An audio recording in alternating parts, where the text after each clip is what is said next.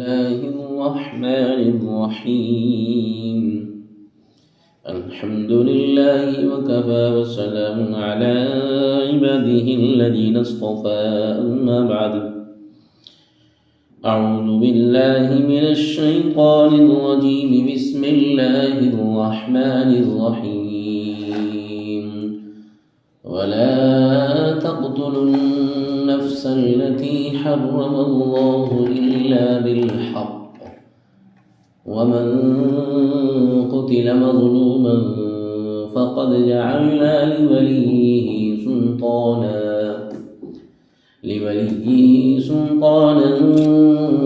فلا يسرف في القتل إنه كان منصورا صدق اللہ العظیم۔ معزز حاضرین گرامی قدر، مجموعی احکامات کو ملا کر چاہے وہ مأمورات سے ہو اور چاہے منہیات سے، یہ 7واں حکم اس آیت میں اللہ جل شانہ بیان کرتے ہیں۔ ماقبل کے مضامین چند وہ تھے جو مأمورات کے قبیل سے تھے، جن کو کرنے کے لیے اللہ رب العزت والجلال نے کہا۔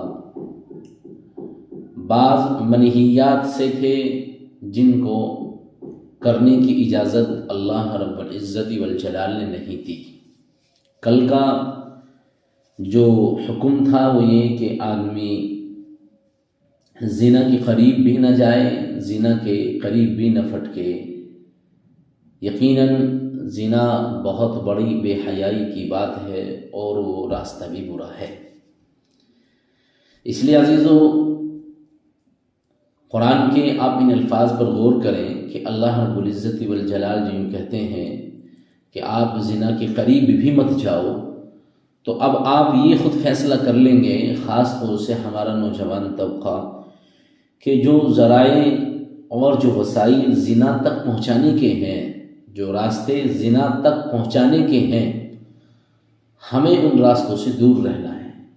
شراب زنا پر پہنچنے کا ایک راستہ، ناچ گانا زنا کے قریب پہنچانے کا راستہ، ٹی وی، تصاویر، بے پردگی اور بے حیائی، اور اسی طرح فلم بینی، ناچ گانے، ڈھول تماشے، یہ تمام وہ امور ہیں کہ جو زنا کے چور دروازے ہیں، جو زنا کے چور دروازے ہیں، ان سے کلی اجتناب کیا جائے، مکمل طور پر بچا جائے تو انسان زنا سے بچ سکتا ہے۔ نہیں تو اگر کوئی شخص ایسا ہے کہ ان امور میں سے اور اسی طرح ان کاموں میں سے اگر کسی کام کو اختیار کرتا ہے، چاہے وہ شراب کا عادی بن جائے، ناچ گانوں کا عادی ہو جائے، ٹی وی دیکھنے کا، بے حیائی کی باتوں کرنے کا، اور اسی طرح ڈھول تماشوں کے سامنے رقص ناچ گانے کا، یا اور اس طرح کی دیگر جو اعمال ہیں، اگر آدمی ان کو اپنے اندر لے کر آ جاتا ہے تو پھر وہ زنا کے قریب پہنچ جاتا ہے، اور زنا پر ان کو یہ سارے امور ان کو آمادہ کر دیتا ہے۔ بہرحال زنا سے بچا جائے، زنا کے قریب بھی نہ پہنچا جائے۔ اللہ فرماتے ہیں بہت بے حیائی کی بات ہے اور بری بات ہے۔ آج کا حکم جو 7واں حکم ہے، وَلَا تَقْتُلُوا النَّفْسَ الَّتِي حَرَّمَ اللَّهُ إِلَّا بِالْحَقِّ وَمَنْ قُتِلَ مَظْلُومًا فَقَدْ جَعَلْنَا لِوَلِيِّهِ سُلْطَانًا فَلَا يُسْرِفْ فِي الْقَتْلِ إِنَّهُ كَانَ مَنْصُورًا۔ اس آیت میں اللہ تبارک و تعالیٰ فرماتے ہیں کہ قتل ناحق کی ممانعت، اس آیت میں اللہ ذکر فرماتے ہیں کہ ناحق قتل نہیں ہونا چاہیے، یعنی جس جان کو اللہ تعالیٰ نے حرام کیا ہے اس کو قتل مت کرو مگر حق کی وجہ سے۔ جس شخص کے قتل کو اللہ تعالیٰ نے حرام فرمایا ہے اس کو قتل ہرگز مت کرو، ہاں مگر حق پر۔ یعنی شرعاً جن صورتوں میں قتل کرنا جائز یا واجب ہے وہ تو ان چیزوں سے مستثنی ہے اس حکم سے، اور اس طرح کی وہ صورتیں 5 ہیں جہاں قتل کی اجازت ہے اور بعض جگہوں پر واجب بھی ہے، جیسے کسی قاتل کو قصاص میں قتل کرنا، شرعی اعتبار سے گنجائش ہے اور اجازت ہے اس کی کہ مقتول کے وارثین کو حق ہے کہ وہ قاتل کا قتل کر سکتا ہے۔ اس طرح باغیوں کو یعنی اسلامی نظامی حکومت کو الٹنے کی جو آدمی کوشش کرتے ہیں ان کو قتل کی اجازت ہے، اور تیسرے نمبر پر محسن شادی شدہ مرد اور محسنہ شادی شدہ عورت اگر یہ زنا کا ارتکاب کر لیتے ہیں تو چونکہ سزا ان کی سنسار ہے تو گویا کہ وہ بھی قتل ہے۔ اور چوتھا، ارتداد کی سزا میں قتل، آدمی دین سے پھر جاتا ہے اور مرتد ہو جاتا ہے اور وہ ارتداد کی لہر میں ڈوب کر وہ ایمان کو چھوڑ دیتا ہے تو فرمایا کہ اس کو بھی سزا میں قتل کی اجازت ہے۔ اور اس طرح پانچویں جو صورت ہے وہ ہے دین سے مزاحمت کرنے والوں کو، جو دین سے جھگڑا کرتے ہیں، دین کو غلط کہتے ہیں اور پھر ان سے جہاد کا نمبر اگر آ جائے تو اس جہاد کے موقع پر ان کو قتل کر سکتے ہیں، جیسے کہ اس ابتدائی اسلام میں یہ سارے حالات سامنے آئے ہیں۔ یہی پانچ صورتیں ہیں عزیزو جن میں انسانی جان کی حرمت اور اسے قتل کرنا جائز ہو جاتا ہے، اس کو قتل کرنا جائز ہو جاتا ہے۔ انسانی جان کی حرمت ہے لیکن اس کو قتل کرنا جائز ہے، اس کے علاوہ کسی صورت میں قتل کرنا جائز نہیں ہے۔ وہ قتل ناحق ہے، مگر آج انسان یہ بہت بڑے پیمانے پر قتل ناحق اتنا کر رہا ہے کہ نتیجہ ہمارے سامنے ہے، حالات ہمارے سامنے ہے، معاشرے کو تم دیکھتے ہیں کہ عداوت اور جنگ اس دنیا کی تقدیر بن کر رہ گئی ہے۔ خاص طور پر عداوت اور جنگ ایمان والوں کے اور مسلمانوں کی تو مقدر بن چکی ہے۔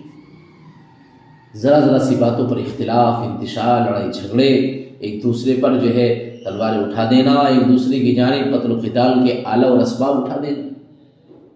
جبکہ سوچنا چاہیے نبی صلی اللہ علیہ وسلم نے کیا کہا کہ اگر کوئی مسلمان کے اوپر تلوار اٹھاتا ہے تو اللہ کے نبی نے فرمایا ہماری جماعت سے خارج ہے۔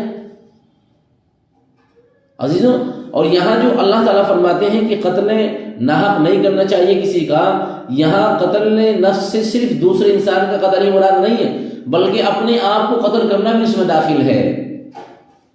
اپنا نفس بھی ایک محترم نفس ہے، یعنی بس جتنا جرم اور گناہ دوسرے انسان کو قتل کرنے کا ہے اتنا ہی بڑا جرم اور گناہ خودکشی کا بھی ہے۔ یہ سمجھنا بہت بڑی غلط فہمی ہے کہ ہم جان کے مالک ہیں اور ہم اس کو ضائع کریں یا ہم اس کو محفوظ رکھیں، یہ ہمارا اختیار ہے، ہم اس کے مالک ہیں، ہماری جان ہماری ملکیت ہے۔ ارے عزیزو یاد رکھیے، یہ ہماری جان ہماری ملکیت نہیں ہے، اللہ کی ملک ہے، اللہ تعالیٰ مالک ہے۔ ہم نہ تو اس کو تلف کر سکتے ہیں، نہ تو اس کو ضائع کر سکتے ہیں اور نہ اس جان کا بھیجا استعمال کر سکتے ہیں۔ جو لوگ دنیا کی معمولی ذرا سی تکلیفوں سے گھبرا کر خودکشی کر لیتے ہیں اور اپنی جان کو ہلاکت میں ڈال دیتے ہیں، وہ بہت بڑی تکلیف میں مبتلا کر دیے جاتے ہیں۔ عزیزو، حدیث پاک میں جناب رسول اللہ صلی اللہ علیہ وسلم نے ارشاد فرمایا کہ جس شخص نے پہاڑ کی بلندی سے گر کر خودکشی کی وہ دوزخ میں پہاڑ سے گرنے کی سزا دیا جائے گا، دوزخ میں وہ اسی حالت میں ہمیشہ رہے گا۔ جس نے زہر پی کر خودکشی کی اس کا زہر اس کے ساتھ میں ہوگا، وہ دوزخ میں اس کو پیتا رہے گا۔ اللہ اکبر، اور وہ اس میں ہمیشہ اس میں مبتلا رہے گا۔ اور جس نے کسی دھار ہتھیار سے خودکشی کی اس کا ہتھیار بھی اس کے ہاتھ میں ہوگا۔ سوچیے عزیزو، ذرا سی تکلیف پر، دنیا میں ذرا سی معمولی پریشانی پر آدمی اپنی جان کو کھو دیتا ہے، خودکشی کر لیتا ہے۔ سوچیے اور بتائیے، یہ حدیث لوگوں کو معاشرے میں رکھیے، وہ جہنم میں اس کو اپنے پیٹ میں کھوپتا رہے گا، کوئی دھار چیز سے اپنے آپ کو جو ہے خودکشی کر لیتا ہے اور اس میں ہمیشہ رہے گا۔ یہ مشکاۃ شریف کی روایت ہے، متفق علیہ۔ عزیزو یاد رکھنا چاہیے کہ قتل جو ہے نہیں کرنا چاہیے کسی کا، قتل ناحق بھی ہرگز اس کی اجازت نہیں ہے آدمی کو، اور نہ ہی کسی بھی طرح سے قتل کی اجازت نہیں ہے۔ یہ تو لفظ ایک عام استعمال کیا گیا ہے، یعنی کسی بھی طرح کسی کو ہلاک کرنا، زہر دینا، غلط دوا دینا، جھوٹے مقدمے میں پھانس کر پھانسی دلوانا، صرف یہ نہیں ہے کہ براہ راست قتل کیا جائے اسی کی ممانعت ہے، نہیں، اس کے علاوہ جو ذرائع ہیں ان سے بھی منع کیا گیا ہے۔ مفسرین فرماتے ہیں کہ کسی کو ہلاک کرنا اس میں زہر دینا بھی آتا ہے، غلط دوا دینا بھی آتا ہے، جھوٹے مقدمے میں پھانس کر پھانسی دلوانا بھی آتا ہے، کسی کو پیسے دے کر قتل کرانا بھی آتا ہے، اور آج ایک عام رواج جادو کرا کے کسی کو ہلاک کرنا، یہ سب صورت ناحق میں داخل ہے۔ عزیزو اس پر بڑی سخت وعید ہے، سورہ نساء میں اس کا مضمون گزر چکا ہے۔ اور جس کو اللہ نے حرام کیا ہے، کہہ کر اللہ نے جو یہ فرمایا نا، اللہ نے جس کو حرام کیا، یہ لفظ کہہ کر اور یہ جملہ کہہ کر تو قتل ناحق کی شناخت بڑھا دی گئی ہے، یعنی اس نفس کو محترم کسی ایسے ویسے نے نہیں بنایا، بلکہ اللہ نے اس کو حرام کیا ہے۔ اس کی حرمت کا پاس و لحاظ کرو اور خامخواہ کسی کی جان کے پیچھے مت پڑو۔ اللہ نے سب کو جینے کا حق دیا ہے، اس کا یہ حق تسلیم کرو عزیزو۔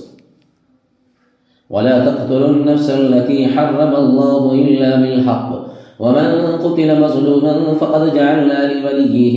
اس آیت کے اس اخیر جملے میں اللہ تعالیٰ قتل ناحق پر ایک اور طرح سے روک لگاتے ہیں کہ جو آدمی ناحق قتل کیا گیا اس کے وارث کو ہم نے قصاص لینے کا اختیار دیا ہے، لیکن وہ وارث قتل کرنے میں حد سے نہ بڑھے، یقیناً وہ اللہ کی طرف سے مدد کیا ہوا ہے۔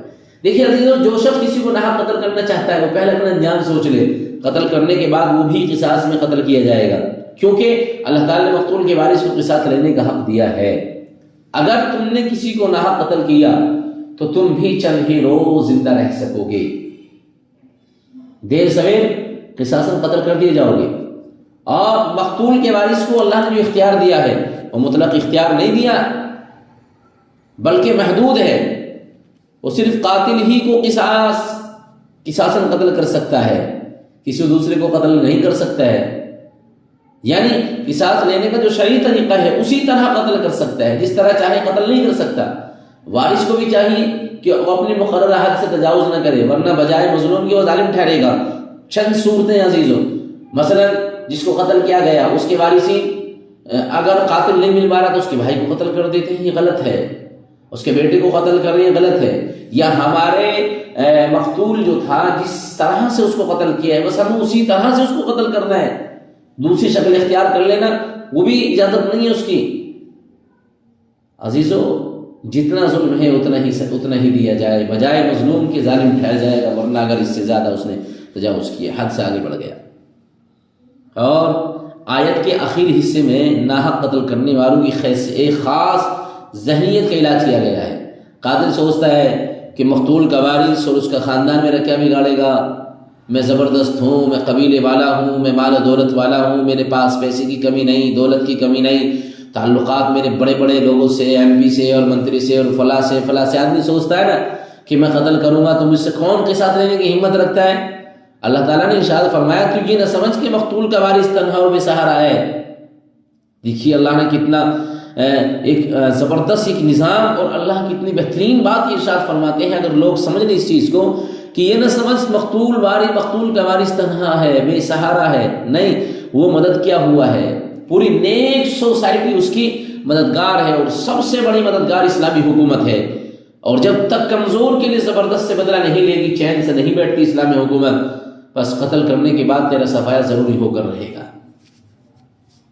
عزیزو، سوچئے اللہ تعالیٰ یہ ضابطہ اور اللہ تعالیٰ یہ جو مضمون بیان کرتے ہیں کہ مقتول کے وارثین کو آپ تنہا نہ سمجھو، بلکہ پوری نیک سوسائٹی اور نیک لوگ اس کے ساتھ۔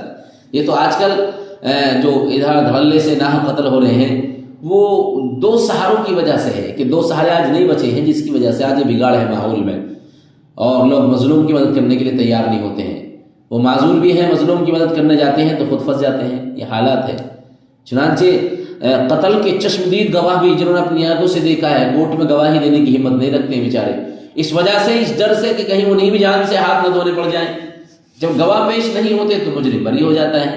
اور حکومت کا حال یہ ہے کہ آج سارے جرائم وہ پولیس کی غفلت سے بلکہ تعاون سے ہوتے ہیں۔ جو جرم پیشہ آدمی ہوتے ہیں وہ جہیز جماعت سے، پولیس سے ملی بھگت کر کے اور ان کو سارا حالات بتا کر یہ سب کچھ کر کے اور کسی کو بڑھا دیتے ہیں، کوئی ان کا بال بیگا نہیں کر سکتا۔ حقیقت یہ ہے اور واقعہ بھی یہی ہے کہ آج بھی پولیس مظلوم کا بے لاگ اگر تعاون کرے تو کوئی کسی کی طرف آنکھ اٹھا کر نہیں دیکھ سکتا۔ یہ آج حالات سے نہیں ہے، حالات بڑے بگڑے ہوئے ہیں، جس کی وجہ سے، ورنہ نظام اسلام کا اتنا بہترین، اتنا اعلیٰ اور شاندار ہے کہ کوئی کسی کو قتل نہیں کر سکتا۔ قرآن نے کہا نا یا ایھا الذین آمنوا کتب علیکم القصاص، اللہ نے ایک آیت میں کتب علیکم القصاص فی القتل، اللہ نے ایک آیت میں ذکر فرمایا ہے جس میں حیات یا اولی الباب کا لفظ ہے کہ اللہ نے تمہارے اوپر قصاص کو فرض کیا، کیوں؟ تاکہ تمہیں زندگی دے۔ اور ظاہر ہے آدمی قتل کرنے سے پہلے سوچ لے کہ مجھے بھی کوئی قتل کر دے گا، اس کے وارثین کو قتل کا حق ہوگا، تو آدمی قتل ہی کی کوشش نہ کرے۔ اللہ تعالی ہمیں ان چیزوں سے حفاظت فرمائے، اور اللہ ہمیں ان سب چیزوں سے محفوظ فرمائے۔ اللہ قرآن احکامات پر عمل کرنے کی توفیق نصیب فرمائے۔ وما علینا